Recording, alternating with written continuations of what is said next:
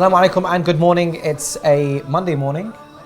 Dreary. No, it's great because Morning Baraka's here and this is going to be our last show of the season, so we'll be seeing you in the next month of Holy Ramadan, and I'm really looking forward to it. Sad as well, but yeah, well, I'm looking forward to it too, and I'm very much looking forward to the Ramadan shows coming soon, inshallah. But today we have Sayyid Jalal in the studio with our Holy Quran recitation with ayahs from Surah Al-Tahrim. Straight after that we have Brother Ibrahim Ansari on the couch with daily du'as and his beautiful recitations, and today is an explanation about Hadith Qasar. We also have psychotherapist Sister Baraka dropping by to discuss the impact of social media and body image. That'll be interesting, and I hope you will continue to stay tuned, and I'm sure it'll be informative. And today we have a healthy, simple salmon with life coach Fahima Muhammad and Sister Sana, and well, let's see how that goes down. We also have your fiqh questions and queries answered by our very own Sayyid Ali Nawab on the subject of pilgrimage, that's visiting the holy shrines. Mashallah, always an excellent topic. For competition details, please stay tuned with Brother Mustafa Khatib. The holy city of Karbala is home to tragedies, heartbreak, as well as treasures and wonders. Millions from around the world come to this sacred city with their prayers and tears. As well as being home to Imam Hussein Media Group, it's the home and resting place of Abu Abdullah al-Hussein and his brother Abu Fadhil Abbas alayhum as-salam. Imam Hussein sacrificed his life for the sake of truth and preservation of the religion and teachings of his grandfather Muhammad, peace and blessings be upon him. Imam Baraka says, order our Shia to visit the shrine of Imam Hussein alayhi salam, since doing so increases sustenance, extends life, removes evil, and that visiting the grave of Imam Hussein alayhi salam is a duty upon every believer who believes in Imamat from Allah Almighty. So we invite you to come to Karbala and come to visit your Imam and perform ziyarah. Unfortunately, not everyone can come visit Imam Hussein. Not everyone has the ability or opportunity to visit regularly, and that's why Morning Baraka is giving you the opportunity to perform ziyarah from your very homes. We want you to send in your du'as and names of your loved ones so we can recite the ziyarah of Imam Hussein alayhi salam on their behalf. Maybe you have a loved one whose name you want to put forward, a marhum who would benefit, or maybe you miss Karbala and yearn to see Imam Hussein, peace and blessings be upon him. Why not send a small message or a dua for us to read here in the holy city of Karbala? Whoever's name you put, whatever dua or small message you have, the Morning Baraka team will pass it on to our team here in Karbala, and we will recite the ziyarah, read the message, and broadcast it on Imam Hussein TV3. Send in your names, du'as, and small messages to Morning Baraka at @ImamHussein.tv, or messages or leave a comment on any of our social media platforms. We look forward to hearing from you, and may Allah and the Ahlul Bayt accept all of our a'mal and our ziyarah, inshallah. Welcome back, Assalamu alaikum viewers. So now we're going to head to our daily Quran with our esteemed guest, Sayyid Jalal Masumi. Assalamu alaikum, Sayyid. Assalamu alaikum wa rahmatullahi wa barakatuh, and good morning to you and to your dear viewers, inshallah. Thank you. And you're reciting Surah Al-Tahrim, verses 10 to 12? Yes, inshallah. These are the verses, inshallah. Today I'm going to recite. Great, so take it away.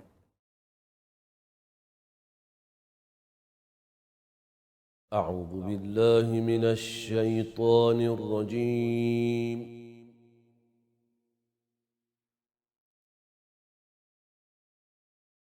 بسم الله الرحمن الرحيم.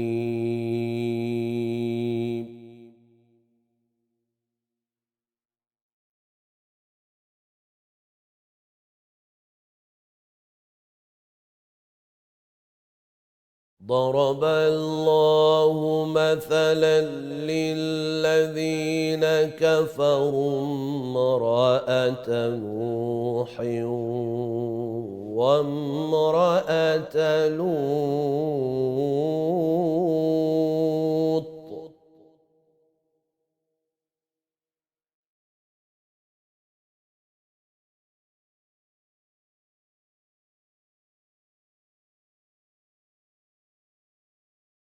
كانتا تحت عبدين من عبادنا صالحين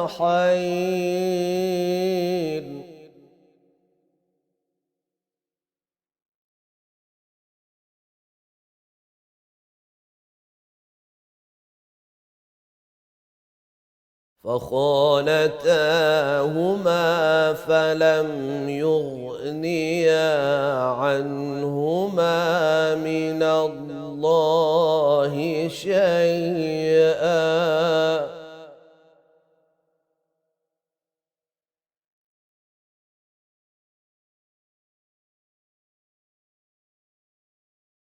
وقيل ادخلا النار مع الداخلين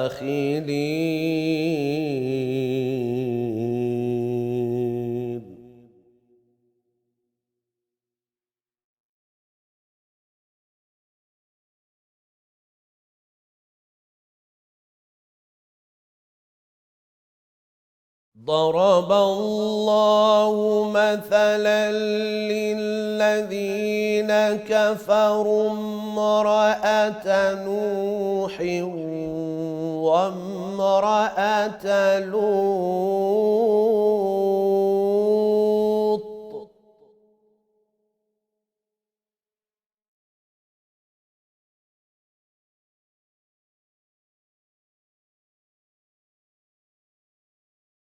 كانتا تحت عبدين من عبادنا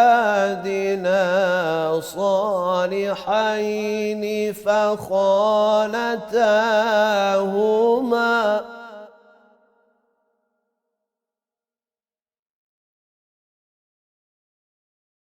فخانتاهما فلم يغنيا عنهما من الله شيئا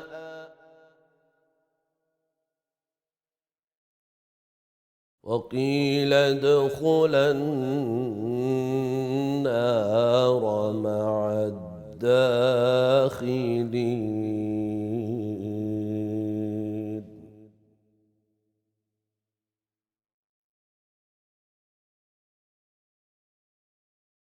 وضرب الله مثلا للذين آمنوا امرأة فرعون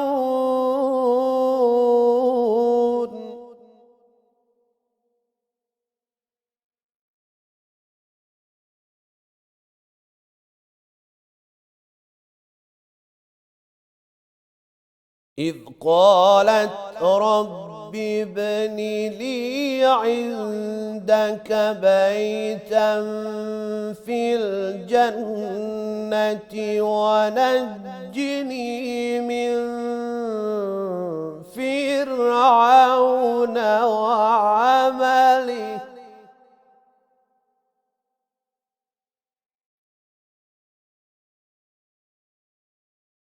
ونجني من فرعون وعمله ونجني من القوم الظالمين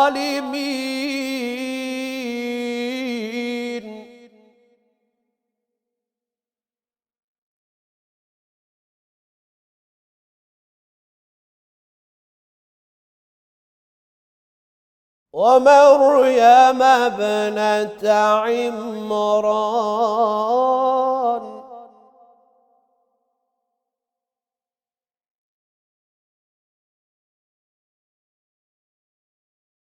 ومريم ابنة عمران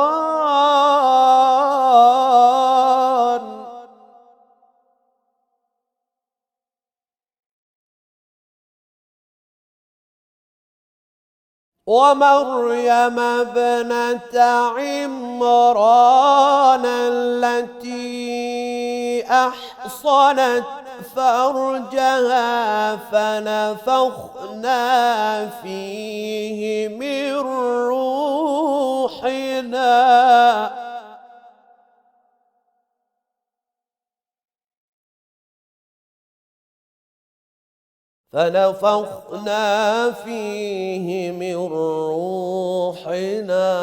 وصدقت بكلمات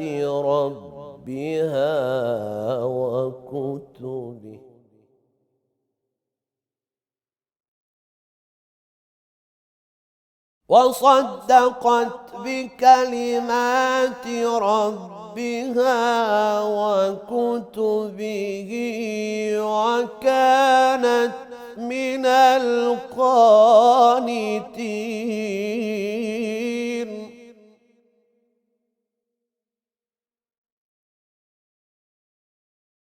ومريم ابنة عمران ومريم ابنة عمران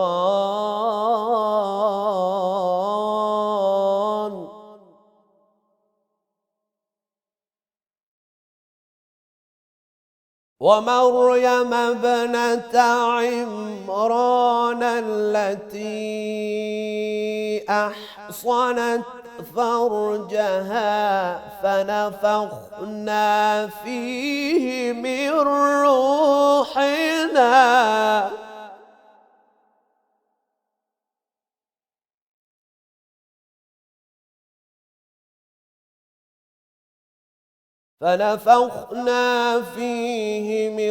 روحنا وصدقت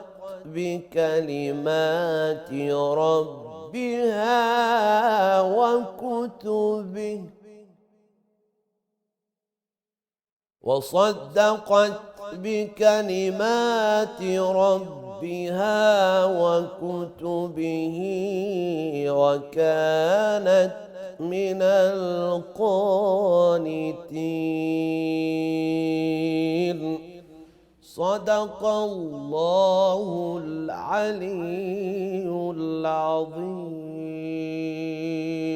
اللهم صل على محمد وآل محمد وعجل فرج محمد وآل محمد.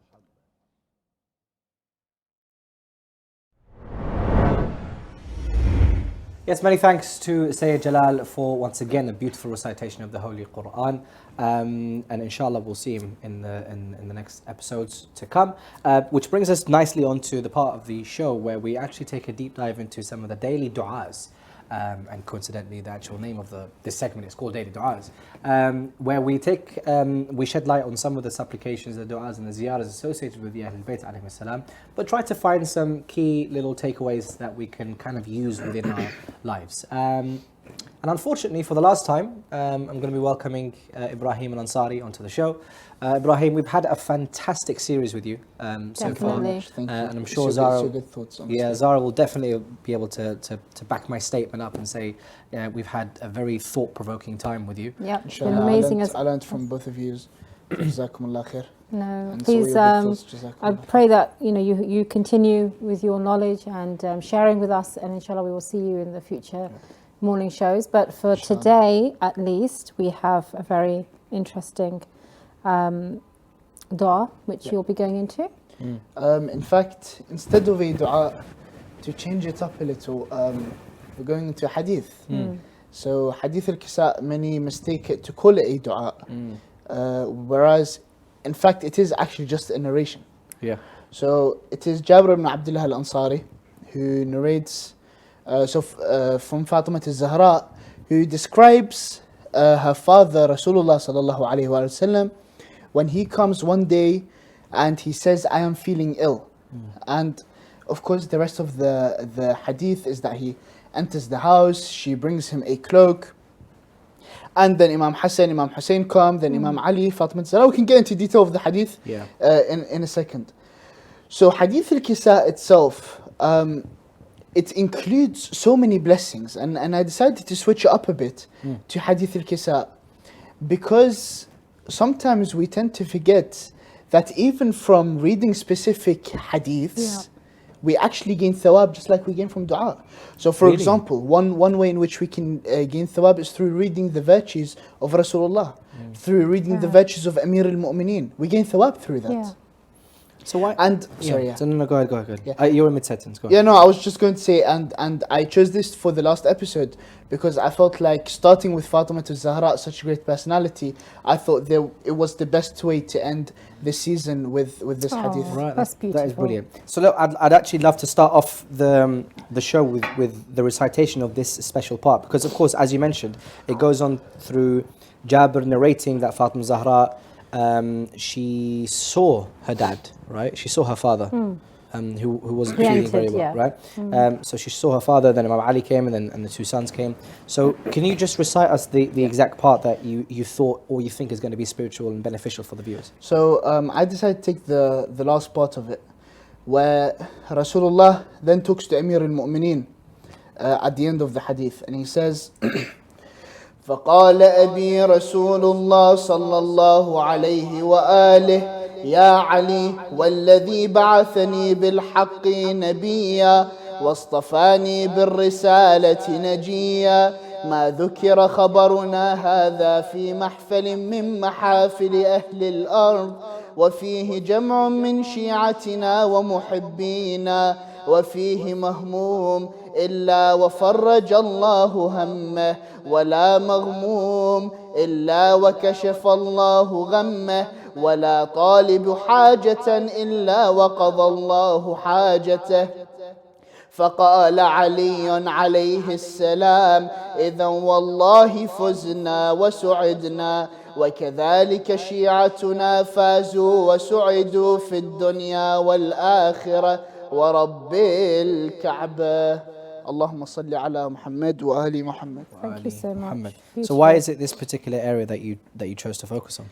This specific part of the hadith describes the benefits of the actual hadith, describes the rewards of the hadith. It is Rasulullah sallallahu alayhi wa sallam turning to Amir al-Mu'mineen, and he swears, وَالَّذِي بَعَثَنِي بِالْحَقِّ نَبِيًّا. He swears by Allah subhanahu wa ta'ala, because the one who has sent Muhammad sallallahu alayhi wa sallam as the prophet is no one other than Allah. So he swears by Allah, and of course he adds other characteristics. وَاصْطَفَانِي بِالرِّسَالَةِ نَجِيًّا, that he chose him to convey the message. So he swears by Allah subhanahu wa ta'ala that if this narration, if this news is mentioned in a gathering which has a gathering of our followers, if there is someone who is mahmoom, who's stressed, Allah subhanahu wa ta'ala will release them from their distress. Or someone who's aggrieved, Allah subhanahu wa ta'ala will relieve them from the grief.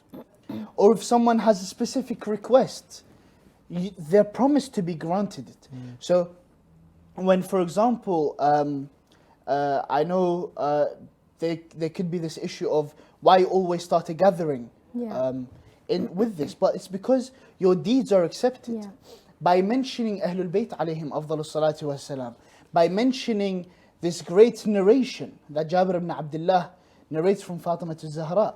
And then Amir al-Mu'mineen, he replies, so after hearing this, he says, then verily, we have won. And so have our Shia, they have won too. And su'adna. Sa'ada means to be happy. But sorry to cut you, but doesn't the hadith, does the hadith specifically say that if you recite this hadith, then Allah will relieve you of your stress and your grief and just, or is he saying that if anyone comes together and remembers the Ahlul Bayt, then they have? So what is it that where is it that the Prophet is referring to exactly? Is it the hadith itself? He's referring to the hadith because he says, "Ma dhukira khabaruna hadha." Wherever this news is mentioned, وَفِيهِ جَمْعٌ مِّن شِيعَتِنَا. So if the news is mentioned in a gathering of our Shia, وَفِيهِمْ مَهْمُومٌ إِلَّا وَفَرَّجَ اللَّهُ هَمَّهُ. Then it says that they will be released from the distress, they will be granted the hawa'ij. So the Prophet specifically says, مَا ذُكِرَ خَبَرُنَا هَذَا. This news. What's that news?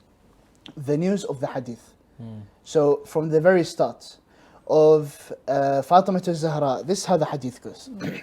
Rasulullah sallallahu alayhi wa sallam, he comes in, he knocks at the door of Fatima al-Zahra, and subhanallah, the Prophet knocks on the door of Zahra whilst others decide to not knock. Anyways, he knocks on the door and she sees that he is ill.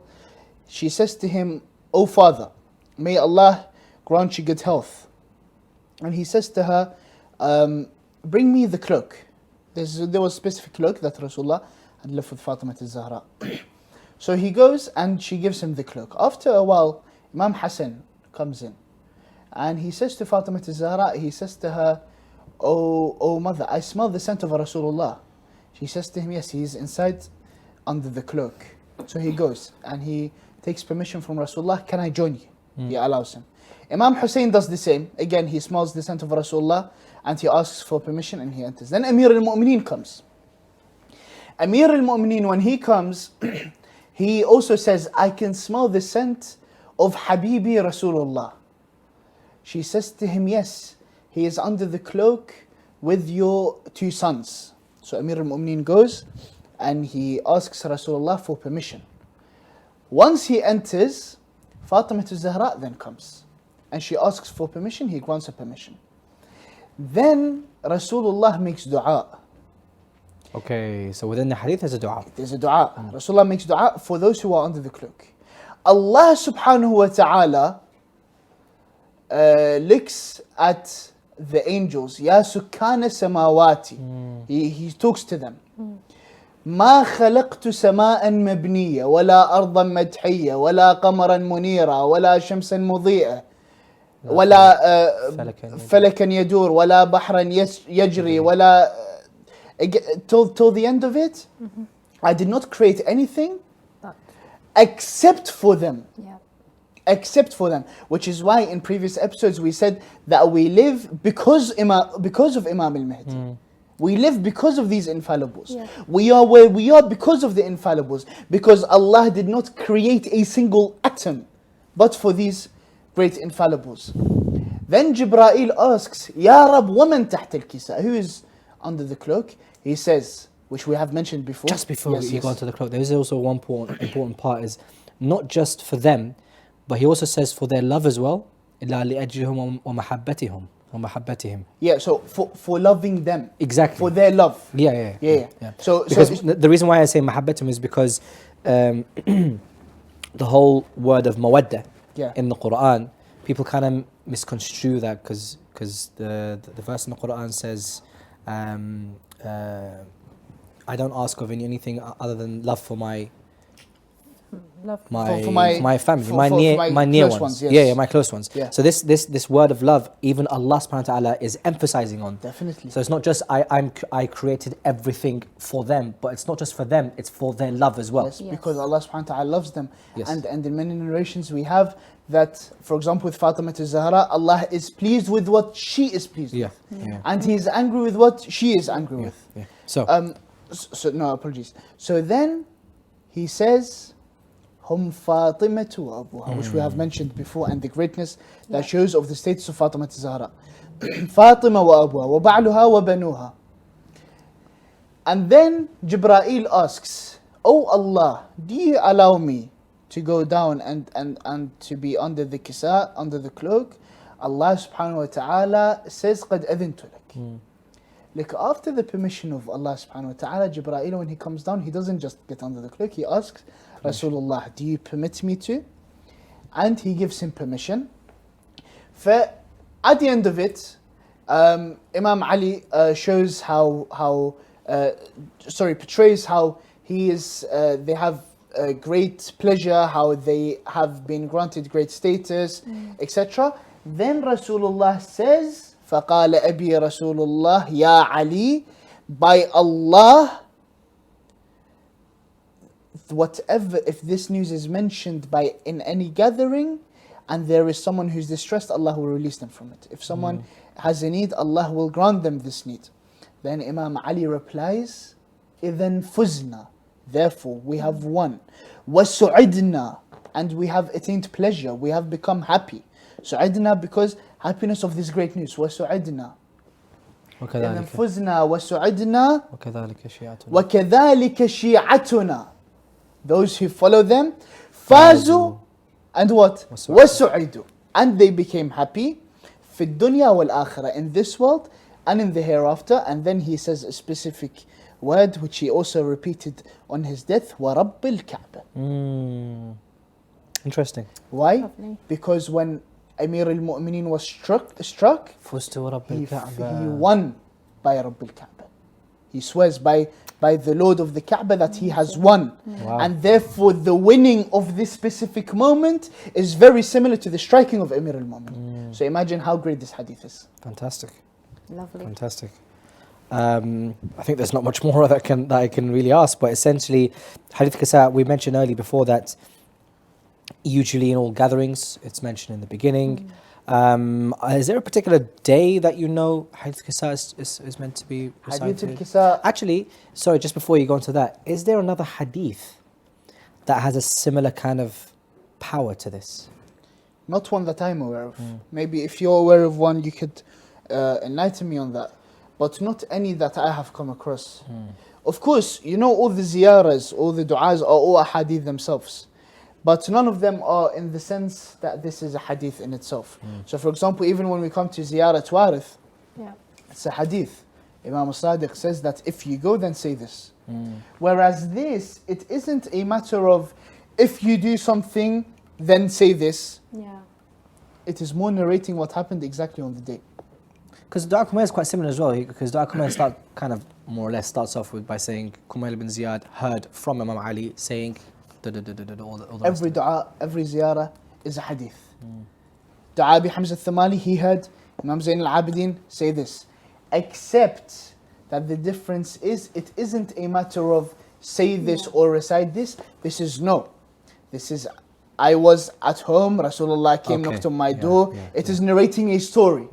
So this is the only hadith that actually narrates a story and has great benefits from reading such a story. Why? Because we might think, what are we going to gain if we read the story?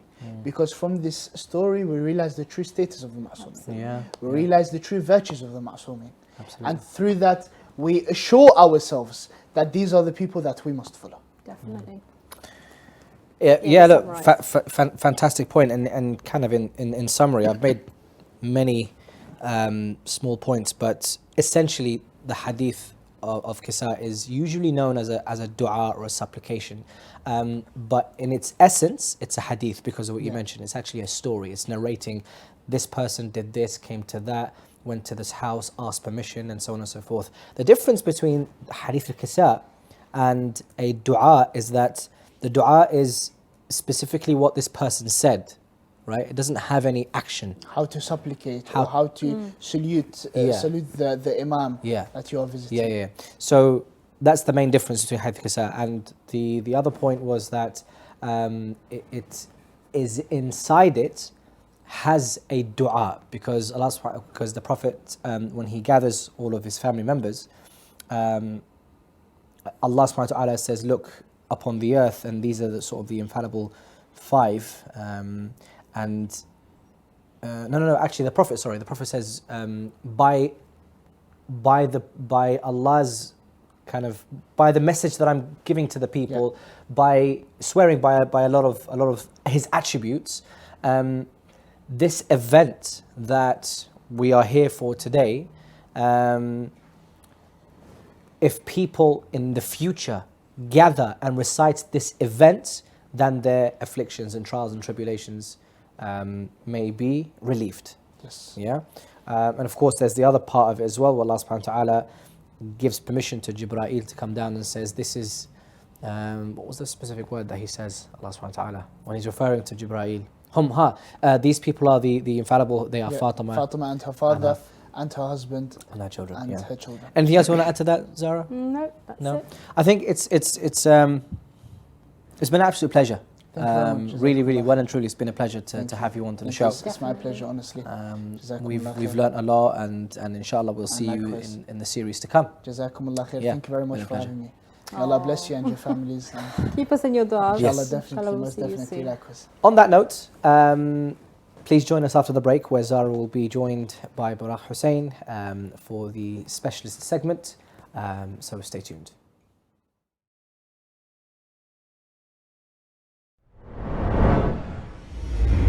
Imam Hussein Media Group is a virtual university that works on a global scale to spread the true message of the Prophet and the Ahlul Bayt's peace and blessings be upon them. Imam Hussein TV was established 10 years ago in the city of Isfahan, Iran. We work to cover all aspects of religion, Islamic jurisprudence, politics, philosophy, and many more, and aim to bring the public's attention to the righteous Islamic sect, Shia Islam. Our ultimate goal as a media group is to convey the interpretations of the Holy Quran, as well as the traditions and knowledge of the Holy Prophet and his progeny. May Allah's peace and blessings be upon them. Our objectives are to protect and safeguard the Shia youth from the destructive impact of immoral ideologies, standing up against injustice by documenting the oppression of Shia across the globe, as well as encouraging peace and unity amongst the Muslims. To reach our aims and serve the Muslim Ummah, we require a budget that would cover all the expenses for our productions, allowing us to work on different projects. Imam Hussein Media Group is a crowd-funded project. We have no sales nor do we charge for our services. We solely rely on monthly payments, financial contributions, donations, religious alms, and generous gifts. The expenses of each production varies depending on the type of project and the style of filming. There are many elements to a production that requires time and capital.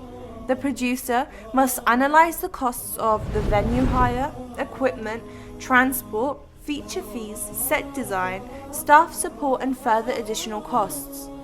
The Holy Prophet, peace and blessings be upon him and his family, narrated, "The best of people is he from whom people benefit." It is up to you to help the Muslim Ummah come together and help guide the youth in remaining on the correct path of Islam. To take part in this global conquest and to spread the message of Imam Hussein, peace and blessings be upon him, please visit www.imamhussein3.tv or give us a call on +44 0203 515 0199. You can also contact us via WhatsApp, Telegram, SMS, or even email us on donate@imamhussein.tv. Let's work together hand in hand to elevate the faith of our Shia youth today. Welcome back, dear viewers. We just had a wonderful recitation from Brother Ibrahim and Hadith Qasar. So now, swiftly moving on, we are going to discuss with Sister Baraka Hussein from Canada, psychotherapist, and on social media you can find her under The Muslim Counselor. We're going to have a discussion on the impact of social media and body image, and it's a topic that is fast becoming a big topic, and I think it's something that really does need to be discussed and give us a better understanding of actually what's going on. We think certain things are trends, but it does impact us on multiple levels. So join me. We're going to welcome Sister Baraka Hussein. Assalamu alaikum. Wa alaikum assalam. How are you doing today, sister? I'm well, yourself? I'm good. I'm a bit sad. Oh no. Because it's our last... Same here. Yes, it's our last recording today, this morning, that we're going to be together. But inshallah, we hope to see you in the future. And thank you for the past topics. They've really been enlightening. And alhamdulillah, the feedback we've received has been really positive. Alhamdulillah. So just pray that you go from strength to strength, helping our community and wider as well. It's phenomenal work that you're doing. So bless you, sister. Thank you. I think it's early morning, so I'm getting my words tied up. So today's topic, again, it's quite an interesting one. The impact of social media and on body image. And please go ahead and explain what's been going on in on social media platforms. We see generally out there a lot of young people following big influencers, right? And I use this loosely. Yeah. And so these influencers are people who get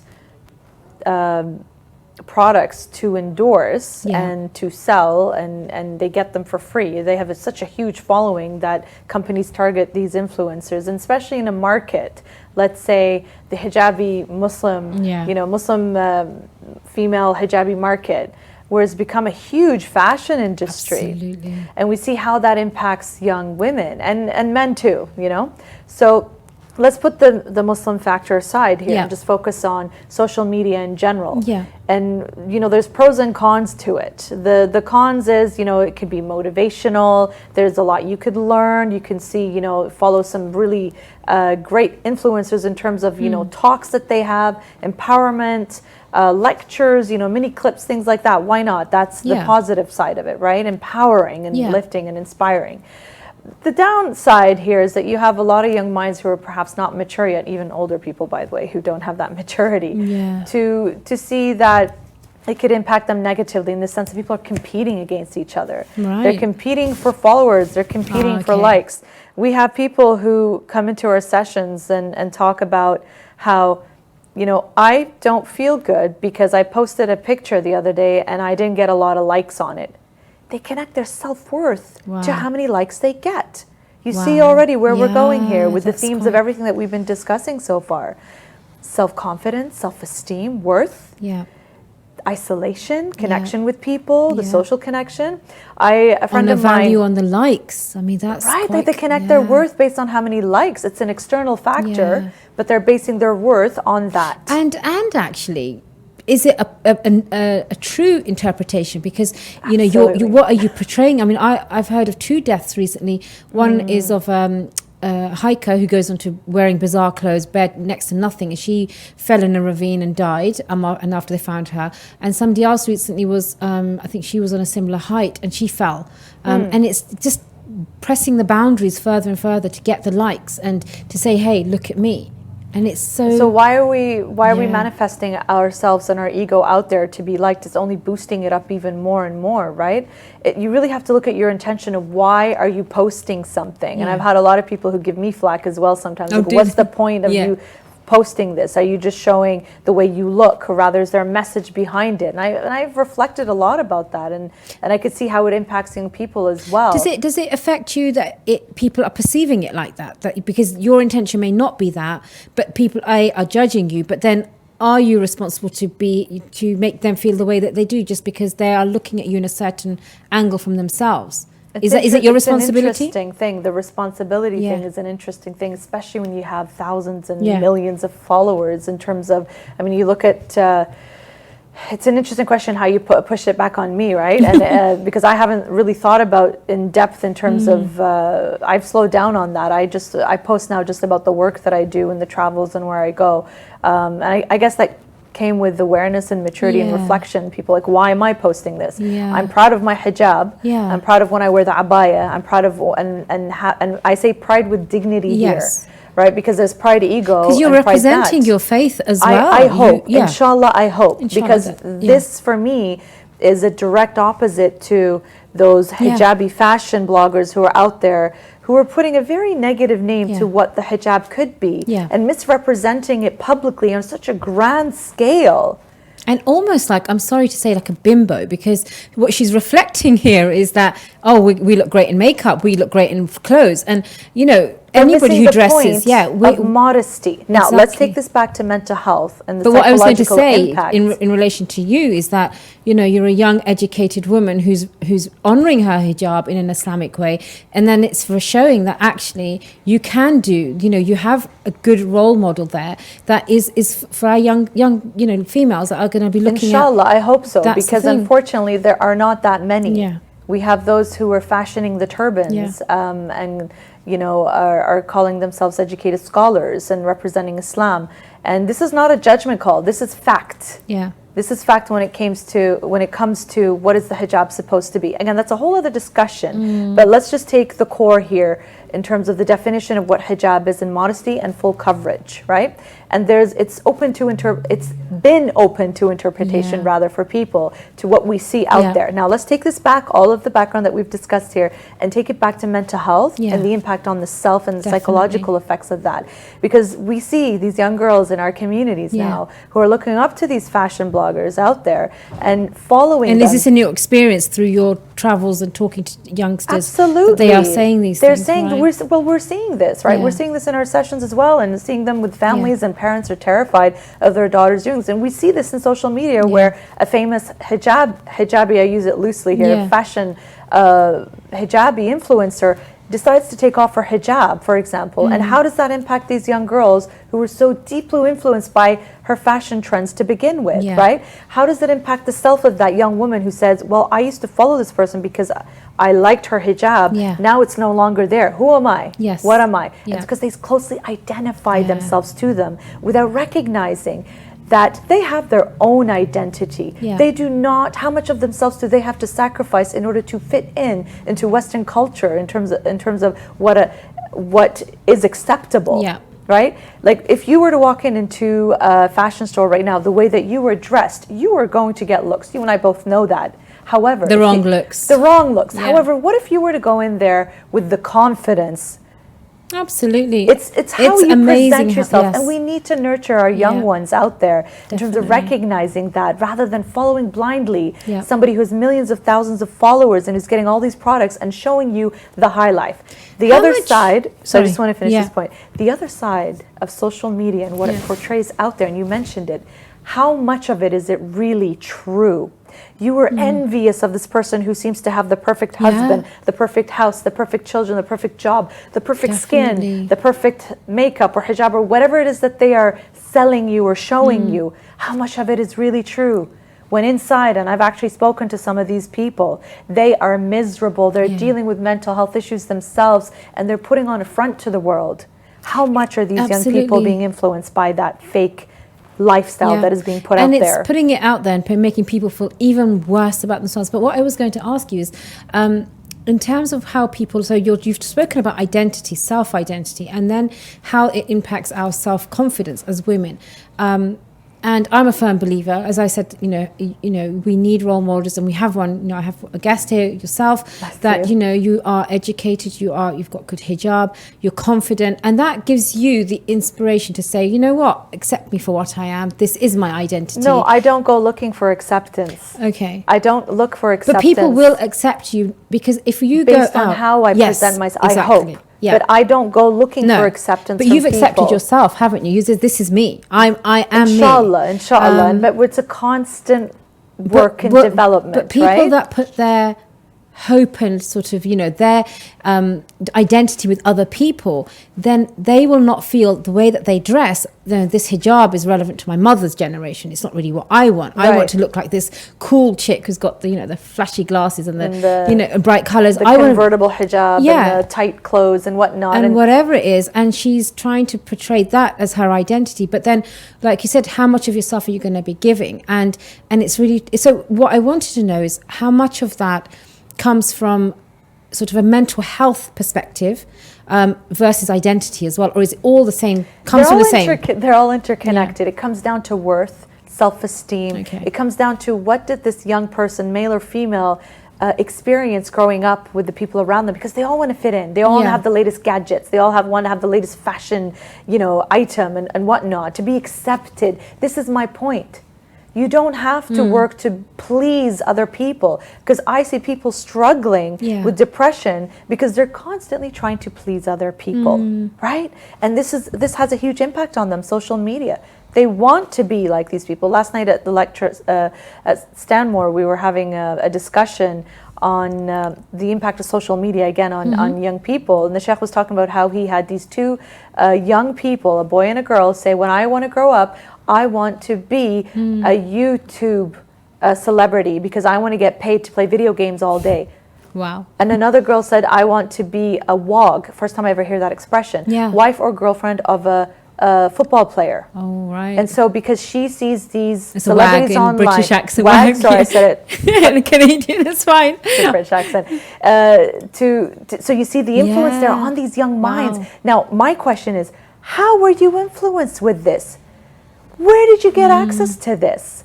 It starts very young when the parents throw the phone to shut up, excuse my expression, their crying child and keep them busy. Do they not going to find these apps? Or are they not going to go and find what's out there? Can I ask you then, in our community, so we were having these discussions about well-known people that recite and taking on the role, because of the social media era, a role in a religious context of being celebrities so that people look up to them, and then certain barriers can be crossed. Do you think that's a positive move, or do you think it may be harmful, detrimental in the future if we start having positive role models, but then they make commercializing their efforts within, whether they're reciting, whether suddenly we have a brand name called Baraka Hussein.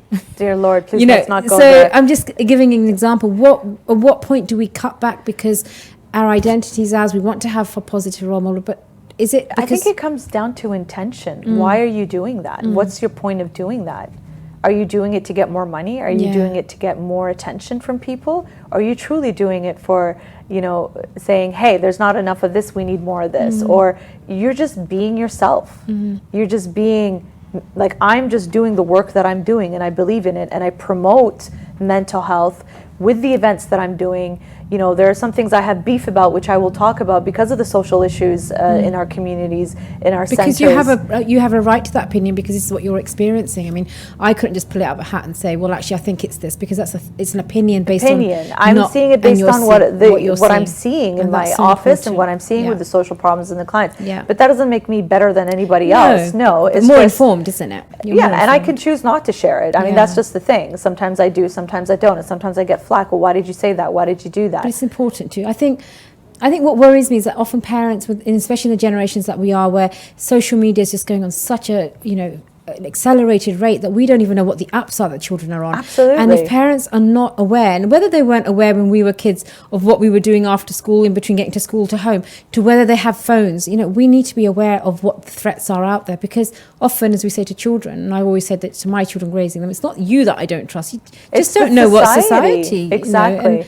So in terms of that, I mean, absolutely what you're saying, the impact is there. But I mean, any last words you'd like to say about what really gets to you? Because these are words that need to be said, and I just think, it's interesting to hear. What really gets to me in a personal, professional way is the fashion vloggers out there who are, showing this as modest hijab when you're really impacting young minds in terms of what is appropriate modesty, right? And so they grow up thinking this is okay, so from an Islamic perspective, right? But then when we look at the psychological perspective, it is destroying them in the sense, because they have to fit a certain image to be accepted by men as a potential wife, right? And especially when we talk about body image, and we talked about disordered eating before, when we take a look at the images that you see out there of how women should be looking like. How does that impact a woman who doesn't necessarily have what these women have, right? And these young girls look at themselves, compare themselves, and again, putting aside the Islamic identity here, just in general, when we look at a beautiful, image of, God knows how many times this person took that picture to get that perfect shot. And we've heard, by the way, vloggers crying and screaming and getting off social media, saying how depressing it is having that pressure on them, right? So these young minds are developing, they're so soft and tender and taking this all in as, this is how you should be, this is how you should act, this is where my heart breaks for them. Because I'm like, no.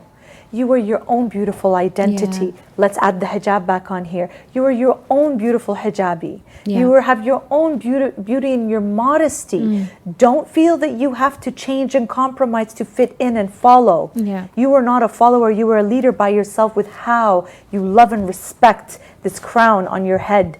Respect it and it will respect you back. Definitely. Respect yourself, you will give that love back to yourself. Oh, it's a fantastic note to finish on. Thank you so much. Bless you. We are out of time. And I'm going to share a story with the viewers, because in my mug is not a cup of tea or water. It's a fruit berry smoothie, which you probably will see in the supermarkets. And I never touch them because I think, you always hear about high sugar. So Sister Baraka Hussein has converted us. We are donut eaters in the studio. Here it is. Oh, we're not. And we This actually is my power drink. It's good. It's good. I've been criticized that it has so much sugar, but if you look at it, it's only fruits and vegetables. Yeah, it's great stuff. Great stuff. So thank you so much. We have learnt so much from you in the last few weeks, and inshallah, we hope that you will join us again in the future seasons. My pleasure, inshallah. If Allah gives us a tawfiq, inshallah, to be back here. But thank you so much. And thank you too, and I can't thank you in the channel enough for realizing how important it is to explore these topics in detail and get people engaged and opening up and inshallah utilizing the resources that you have here.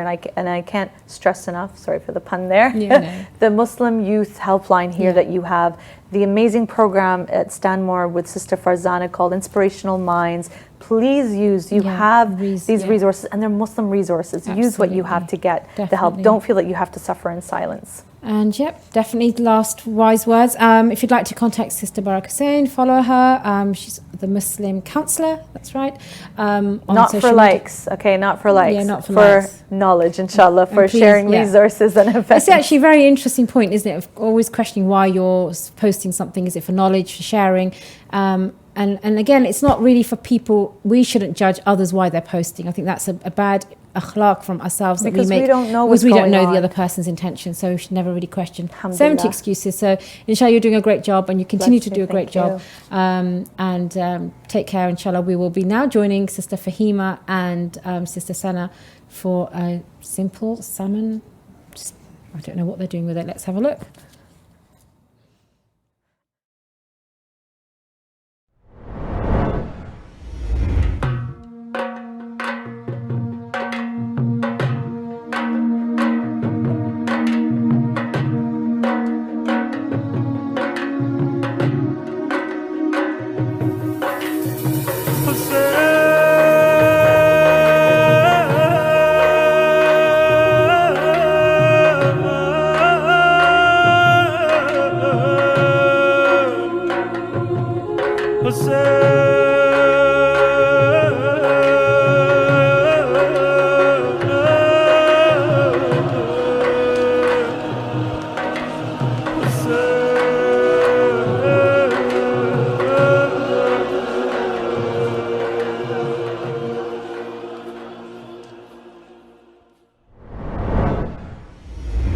Thank you, Zahra. Assalamu alaikum. Welcome to Morning Baraka, Health and Nutrition. We're here with another delicious recipe from Sana. Assalamu alaikum. Alaikum salam. How are you? Good, thank you. Nice to see you again. I can smell and I can see some lovely ingredients. Yes. And I don't normally have fish, which is really, really bad. So tell me about it. So I'm going to make a really simple salmon that you can have on its own, with vegetables, with bread, whatever you want. Okay. And I'm just going to be using some lemon, some garlic, onions, and some olive oil and salt and pepper. So very simple. I know with fish generally you don't need that much ingredients to actually, you know, taste the real texture and the real flavors of the fish. I know in certain cultures and backgrounds they do put a lot of sauce or a lot of other things, which can work as well. Yeah. And the way in which you cook it can differ. Exactly. So tell me how you're going to be preparing it today. So I'm going to be doing something really simple. First of all, I kind of pierce the salmon, just because when I season it, I want everything to go in all the way through. I always forget to do that. Exactly. So the next step I'm going to do is the lemon. So for this amount, I would probably say this should be sufficient enough. So I would just kind of squeeze it all the way along. We know that fish is very healthy for us. It has a lot of fatty acids, omega-3, and we know that in the Mediterranean as well as in the Far East, they have a lot of fish, more than what we do traditionally. Exactly. We have more meat, rice, but the fish is so good and healthy for your skin, for your hair. Yes. And actually, you can see the shine on some people's hair because of the amount, you know, that they have in their diet. Exactly. So that's how relevant this really is. It's so healthy for you. And a lot of the Chinese will eat this a lot, and research have suggested that it actually improves your IQ. Absolutely. And so a lot of the time, the brain function. Exactly. Absolutely, yes. No, it's really, really healthy. And I know this is a tricky one for all of us to have that taste for fish. But there's so many different types of fish that you can actually experiment with.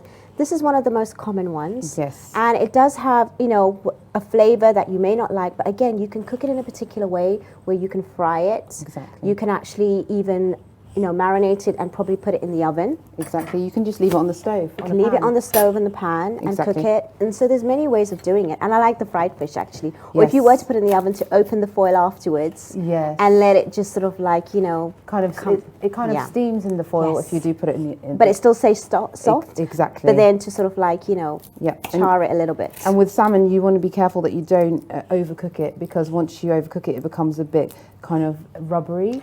That's the thing. I always don't know how to gauge when it's cooked and how long to cook it for. So can you explain how would you do this? So with this one, I would put it in the oven for about 15 to 20 minutes. Okay, so that's about right that I'm doing it then. Yes. Okay. So around about 108, between 170 to 180 degrees. To medium heat. Exactly. And what I would do is after the first 10 minutes, I would just have a look at it, because what you want to find is that it's still slightly pink, but it's not completely dark pink, because when it goes dark, that means you've overcooked it. And then that's it can the thing. Come a bit dry when you're eating it. Yes, yes. So as long as you're mindful of that, then inshallah, hopefully you should have the perfect, salmon. And also this combination is very, very common, having the lemon and garlic with salmon, because it's really simple and easy, and it actually has the best flavors. That's a base. Even if you want to add to it, a lot of the times we just normally just add that to it. So it's really, really good. And it's a very good source of protein. The garlic is good for the immune system as well. Yes. So, it's really great during the winter colds, for children as well. I know that personally, I don't really like the taste of garlic even after it's cooked. So another option to the fresh garlic is to actually buy the paste. Yes, you could do the paste, and you can grate it as well. So it's really, really small and tiny. Exactly. It's fresh. And you can even just leave it whole, so you can actually take it out. Put it whole in the salmon. And so for those who would like it, they would take it out, and it will be really soft and cooked, and it will become like a paste. Okay. And then you can have it. of course, because garlic after a while it's very, very soft when it's cooked. Yeah. It will be really soft. Or if you prefer it like this, you can literally just have it like this. And just Exactly. And it will be like roasted garlic. Oh yes, of course. So right now all I've done is put the lemon. I've put a teaspoon of salt. I would say to kind of rub the salt in to make sure, and even just turn it around to make sure the whole area is covered. Just before you even buy this, like you preparing it, you do have to scrape the scales, because not every time when you buy fish, unless when you go into a proper fish market, you might ask them to do it, they'll do it for you. Yes, yeah. But in most stores, you do have to descale it. Exactly, and like you said, if you go to buy it from the store where there's a butcher, just ask them to do it. They do it for you. You might as well ask them, unless you enjoy doing it, it's fine. I don't know if anyone's going to enjoy that. But to save time, just ask them to do it, because sometimes it can be a bit tricky, and of course, and it goes everywhere. And yes, that's true. It gets everywhere. Yeah. So if you're buying it from that, and it's slippery. And you can actually, because it's so soft, you don't want to break it before you even cook it. Exactly, yes, exactly. So now what I'm going to do is, I'm going to slice some onion. So like little rings of onion. Okay. And that also cooks, and it gets really soft, and you can just throw that on top. In fact, it's so versatile. You can use whatever you want with it. Yeah, you can use whatever you want. I mean, it is recommended to have fish at least once a week, but actually more is much better for you. Exactly, yes. And you can have it even alongside your main meal, because personally, it does not fill me up. Yeah. But obviously, if you're going to have it with pasta or rice or anything. But still, like, I'm really used to having, like, traditionally we always have a lot of meat and chicken and rice. So, for me, that's filling food. And for diets, it's really good as well. Yeah. Because if you want to have like less carbohydrates in your food, that's true. This will fill you up with salad. So if you have this with salad on the side, you will find that quite a good fulfilling meal. And it's not as fattening as perhaps if you were to have like bread or pasta with it. So reducing the carbohydrates and having kind of just the protein on its own. And the Ahlul Bayt also reminds us that if we're having fish, to have something sweet afterwards, to sort of remove anything of the negativity that comes from any of the dishes that we have, so especially with the fish. So we need to, we try to sort of, do what we know traditionally from the best of the teachers and how they used to do things. And, again, like I always mention, it's not just about the daily prayers, it's how you live daily, how you eat, what you consume, the way in which you consume. And, having these traditions also that reminds us as to how to actually eat properly so that we get the best out of it and take away whatever is bad away from us. Yes. This is one way of reminding ourselves. Exactly. And also some children can be a bit fussy with fish. So try and find the right style or technique of making it for your children that they will like at home. So they might not like it with the onions and everything. They might just like it with some tomato puree. Well, just reminds me even, because I remember another person recommended to, especially for children, you can actually sort of, instead of all of that, and because the lemon's quite strong and overpowering, and not everyone likes that sort of soury taste, is to actually sprinkle some brown sugar. Yeah. So then that can give it a sort of a different taste to it, which could be a little bit more palatable for children. Yeah. And do you normally have the skin of the fish? I do, because I like it, especially as when well. it's nice and crispy at the Same. end. Yeah. But I mean, if you're grilling it or something. Exactly. Yeah. And if you're frying it as well. Oh yes, of course. If you do fry it, but in the oven, if you just put, so I'm going to drizzle some olive oil on it because it does have natural oils already, the fish. So you don't really need that much. No, you don't. But I do like the natural kind of olive oil taste. And it keeps it kind of moist, even more so. And obviously, when you've taken it out, then not all of it is going to be taken out. Some of it's dropped anyways. Exactly. So this literally just goes into the oven for about 15 to 20 minutes, like I had said. Such a quick meal. So simple. Such a quick meal. It doesn't require anything. So what do you normally have alongside it, though? So at home, I would have rice with it. Just plain rice? Just plain rice with salad.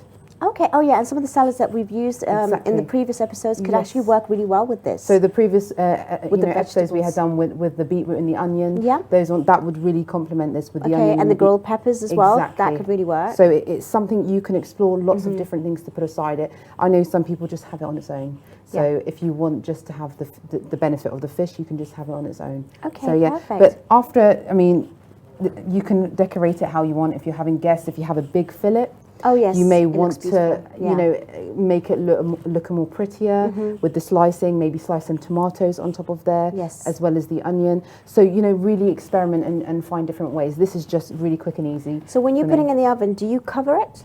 I don't actually. Oh, you don't? No, I don't. So you just leave it that for 20 minutes? I leave it. So I will put foil underneath. Right. And I will leave it for about 15 to 20 minutes. Okay. And if you feel that the outer bit has gone too brown, but the inside is still not cooked, then I would advise to cover it so that just depending on your oven how it cooks. Exactly. Yeah, fair enough. So the inside can cook without it burning anything on the top. Okay.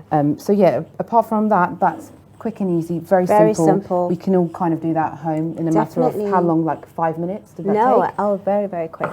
And after that, I'll just move this away to show you the end product. Oh, right, my favourite part. Yes. So this is something we had made earlier. Wow. So I've put it aside. That looks so beautiful. I love the fact that the green just really stands out from there as well. I mean, I like broccoli, not everybody does, so you can definitely alternate the vegetables according to your own personal taste. So. And you can try it. I mean, it's got lots of garlic in there. Lovely. As well as the lemon and the salt. And I'll take a bit of that with it. And like you said, you can mix up. You can put just cauliflower if you want. Cauliflower and broccoli. Just salad on its own, rice, or even the Turkish bulgur, which is like really tasty. And that's cooked beautiful, by the way. It's perfect. Yeah, it's not really, too overcooked. No, that's perfect. So the timing that you mentioned, that is really nice, and it's not too hard. You can tell it's not overcooked. That's what you want, it's because perfect. The worst thing is when you put it in the oven and you've gone through all of that work of doing it, and then it's just a bit well done. It could be an extra 1 or 2 minutes that would make it Makes a big difference. So I can't stop eating, but I have to now. I'm glad you enjoyed it. No, it's lovely. And thank the you. viewers will be able to. No, of course. So, was there anything else that you would recommend to add to that? No, I mean, sometimes I would say you could put tomato puree with the garlic and the onions and the turmeric and the paprika. Even cumin you can add in there. Yes, there's different spice that you can definitely do. So many. There are ways that the Asians marinate their fish. That's true. It's very different. In Morocco, we have a way where we blend the parsley coriander with the garlic. And oh, yes, of course, like a paste, and you just rub it on. Yes, and we will dip it in flour and then fry it. Do you think even marinating overnight makes a difference to the fish? Yeah, yes, I was going to say, because you do that for meat and chicken, so you can imagine it makes such a difference. If you've got time and you remember, then I would definitely, if you know you're going to make it the night before, then I would recommend that you do marinate it, because you can never marinate it for too long. I was going to say also, we need to be careful with fish and meat and things like that, not to keep it open for too long. Exactly. And what about once it's cooked? you know, how long would you eat it for? More than a day or two? So for me at home, what I tend to do is if it's not finished, I could leave it in the fridge for about 2 to 3 days. That's quite long. Yeah, so it's fine. Maximum I would leave it. Obviously I would research a bit more into that, whether that, you know, if there are longer days, because I know some people may keep it in there for up to a week. Because I wouldn't. Yeah, but normally I wouldn't. It wouldn't last in my fridge, but exactly. it's fine. Same in my fridge. To be honest. But just for the, you know, just general information, we need to obviously be aware of the health and you know the benefits of, you know, keeping it even after being cooked, because you think that it's cooked, it's fine, but actually no. And especially with rice, you know, even once it's cooked, you need to put it in the fridge straight away, even if it's slightly warm, because it does increase in bacteria a lot. So these are a lot of things that we need to worry about with, you know, comes to different foods. Exactly, and also you can mix up. You don't necessarily have to use salmon. You can use prawns. You can use the same type of flavors. Yes, yeah. You know, and marinate it with the same seasoning and everything, Of course. it will still complement the fish, because a lot of fish, the same flavors will complement it. Absolutely. You can use dill as well. Dill is very good with fish. It is very good. And just like I said, experiment. Go and have a look. Read into different things that you can use. I don't think there's any wrong way of making it. No, absolutely so not. kind It's of just, you know, tailor it to your own taste and what your Absolutely. family or home would like. Well, thank you once again for You're a very delicious welcome. meal and lots of insight and awareness, and I hope the audience really benefited from this. I know these are very simple, but it's very, you know, traditional, and we can use it in our cultures, we can use it with our families, in our homes, and we can make, you know, really healthy foods, very simple and easy to use in your home, and you can actually live much better, much more, you know, healthier lives, knowing that we've got all these nutrients within us from these ingredients. So thank you so much for watching. Inshallah, we'll see you next time. Assalamu alaikum wa rahmatullahi wa barakatuh. Over to you, Zahra and Ali.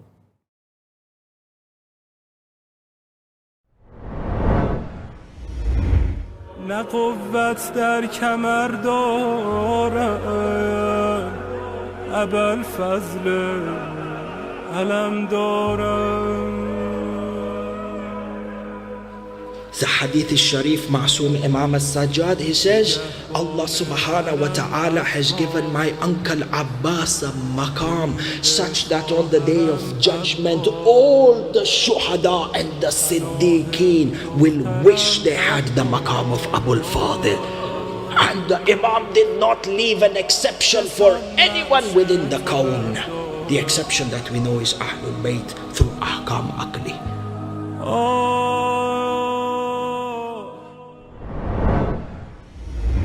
And for the last time, we also welcome our esteemed guest, Sayyid Ali Nawab, who has delightfully gone through a number of key issues and topics that most of our society members kind of don't really speak about, or they brush under the rug, so to speak.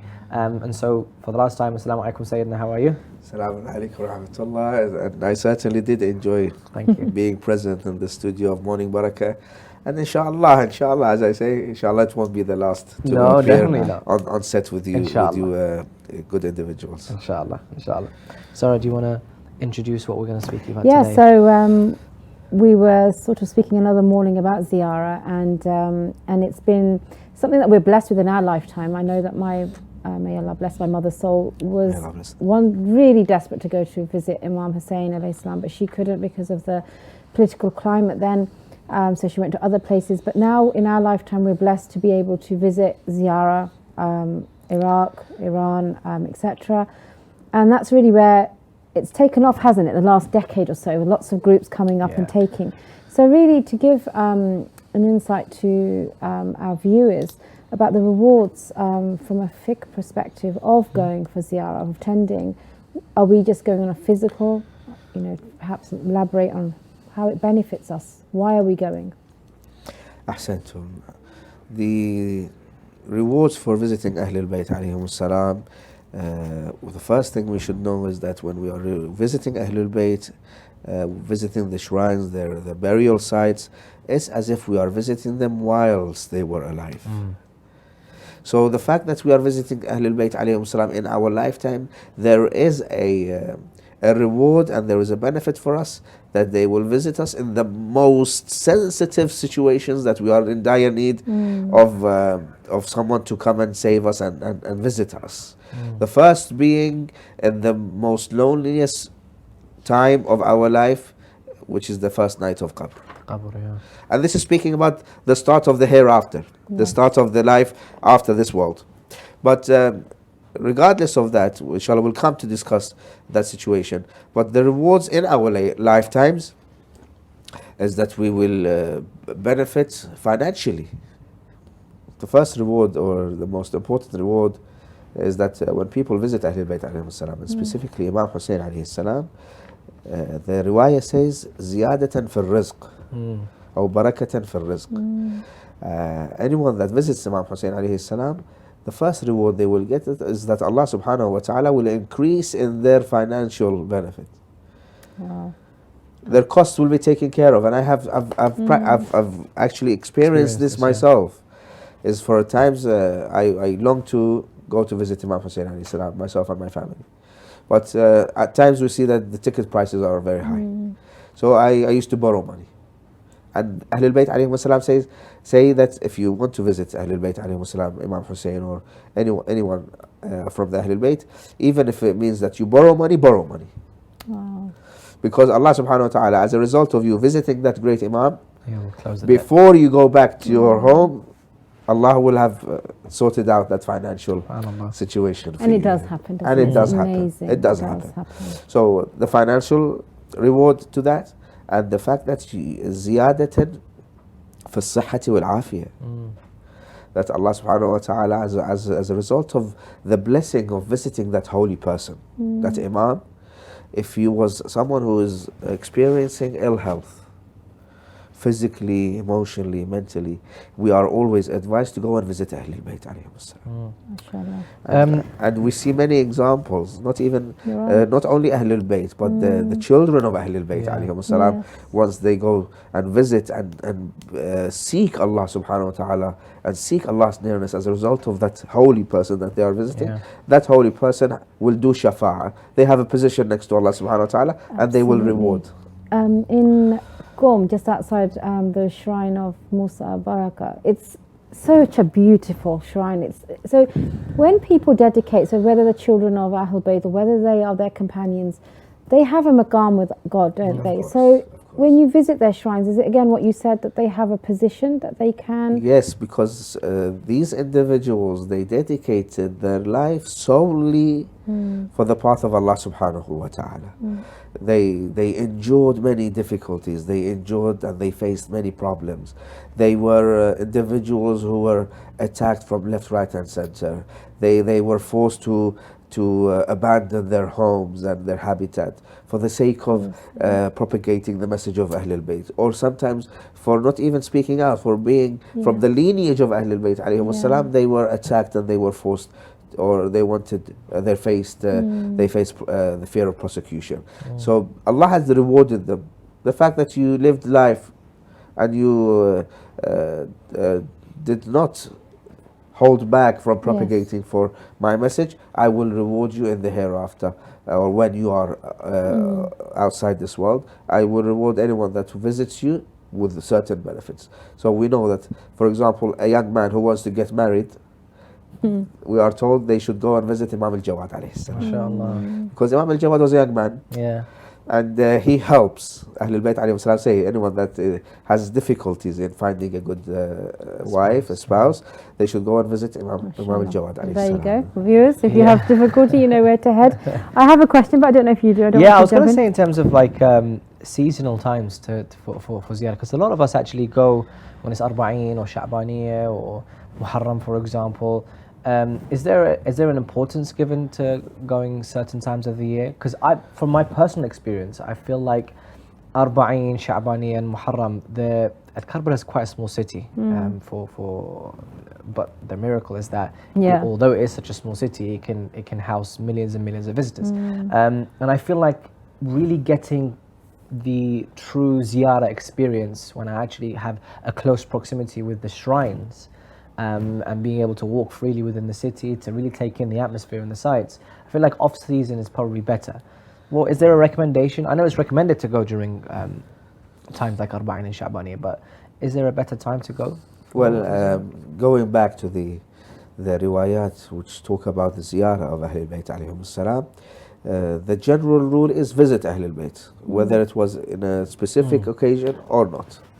the fact that you do not neglect the right of that Imam, because one of the rights of the Ahlul Bayt alayhi upon us is that we visit them regularly. Wow. In the case of Imam Hussein alayhi salam, the riwayah says, do not be amongst individuals who neglect the right of Imam Hussein by not visiting him. If you are not able to visit him on a daily basis, visit him every 2 days. This is the riwayah. If you are not able to visit Imam Hussein every 2 days, visit him weekly.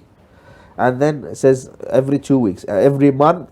And then the riwayah says, make sure you do not leave the visitation of Imam Hussein alayhi salam at least once a year. Wow. This is ad'af al-iman. This is the lowest of iman. Wow. Because Ahlul Bayt alayhi salam, they also they get upset if they see that their lovers and their muhibbeen have neglected the visitation. Not because they are in need of that visit, it's because you will receive the benefit. And Ahlul Bayt, they like to see their muhibbeen. They do.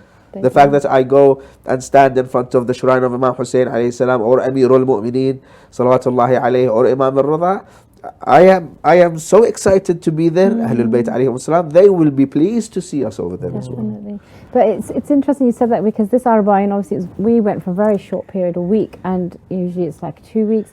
So, and I said, when I was at the shrine there, so please Imam Hussein, call me back when it's a quieter time so I have more time with you, because I couldn't go. I actually have claustrophobia now because of the crowds, but you need both, don't you? You need to go in the important times. There's a lot of blessing with the ummah, but you need that time on your own as well. But I have one final question. I don't know if we have time after this, if you have any more, but the question I wanted to ask is actually Baqi. So you mentioned that Imam Raza in his loneliness asked, visit me. And nowadays we have the ability and the facilities, resources, flights. It's so easy to get to Mashhad now for us, and alhamdulillah we get to visit. But Baqi is somewhere, it's not somewhere we can easily, or we're welcome to visit. But what's our responsibility in this day and age to visit the Imams, 4 Imams, Lady Fatima Sallallahu Alaiha, the Holy Prophet? Rule with regards with all Ahlul Bayt generally, and specifically Ahlul Bayt in Baqi and Medina, is that their burial sites and their holy shrines should not be left empty. There shouldn't be the sense that no one is visiting them. It is part of our own ritual and part of our belief that we, the Shia of Ahlul Bayt alayhim salam, have always shown our love and support to Ahlul Bayt alayhim salam. But for unforeseen circumstances and situations, and for situations where we cannot change immediately, but we can remind people and speak out, and in the case of Baqi, we should always remind ourselves and remind the Western societies of this dhulama, of this oppression that has befallen and is continued upon the Ahlul Bayt alayhim salam in Baqi, is that it is our right. It is the right of a human being, of a free human, to be able to visit the people that he loves, the people that he follows. And unfortunate that we cannot be there when we like, or even if there are individuals who go for the pilgrimage, for the Hajj, that they are gradually, year by year, they are being forced to move away. And they close the gates and they don't allow anyone to enter the cemetery, which is a very un-Islamic practice. Let alone, it's not an un-Islamic practice. Ethically, it's not right. Ethically, it's not right for you to prevent someone to go to the cemetery and visit their beloved, let alone them visiting their leader, their role model.